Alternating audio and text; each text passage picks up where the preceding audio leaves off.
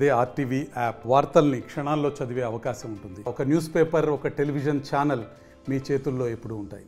International yoga day అనేది June 21వ తారీఖు వైజాగ్లో జరుగుతుంది. మన గౌరవనీయులు ప్రధానమంత్రి గారు, మన గౌరవనీయులు రాష్ట్ర ముఖ్యమంత్రి గారి ఆధ్వర్యంలో వైజాగ్లో 5 లక్షల మంది ప్రత్యక్షంగా యోగా, రాష్ట్ర వ్యాప్తంగా 2 కోట్ల మంది యోగా చేయడానికి సన్నాహాలు చేస్తూ ఉన్నాం. దాంట్లో భాగంగానే మనము అంగన్వాడీ టీచర్స్, హెల్పర్స్, ఆశా, ఏఎన్ఎంలతోని మదనపల్లిలో 6,000 మందితోని మనము యోగా చేయడం జరిగింది. రెండవది వచ్చేసి నందలూరులో సౌమ్యనాథ ఆలయంలో ఒక 1100 మందితో కలిసి మనము ఆ టూరిస్ట్ డెస్టినేషన్లో కూడా చేయడం జరిగింది. అదొక 1100 సంవత్సరాల ఓల్డ్ టెంపుల్, అక్కడ చేసుకున్నాము.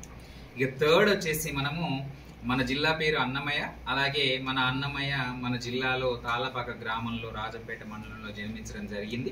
సో అక్కడ 108 అడుగుల విగ్రహం ఉంది అన్నమయ్య గారిది.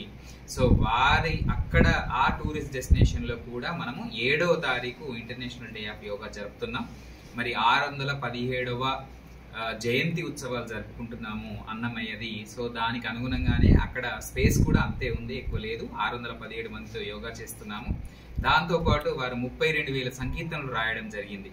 సో వెంకటేశ్వర స్వామి గురించి ఆ 32,000 సంకీర్తనలకు అనుగుణంగా మన జిల్లా వ్యాప్తంగా 32,000 మందితో యోగా చేయిస్తున్నాము.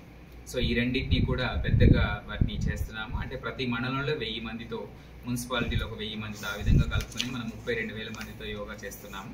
సో ఇది కూడా మీరు ఆ రోజు మీరందరూ రావాల్సిందిగా, పార్టిసిపేట్ చేయాల్సిందిగా, జిల్లా వ్యాప్తంగా కూడా మీరంతా కవర్ చేయాల్సిందిగా మీ నుంచి కోరుకునేది ఏంటంటే, మీరు మరియు మన జిల్లా ప్రజలందరూ కూడా యోగాని వాళ్ళ జీవితంలో భాగస్వామ్యం చేసుకొని, సో తద్వారా వారు ఇంటర్నేషనల్ యోగా డే తర్వాత కూడా వారి జీవితంలో యోగాని ప్రాక్టీస్ చేస్తూ శారీరకంగా, మానసికంగా, ఆధ్యాత్మికంగా పరిణితి చెందాలని కోరుకుంటున్నాను.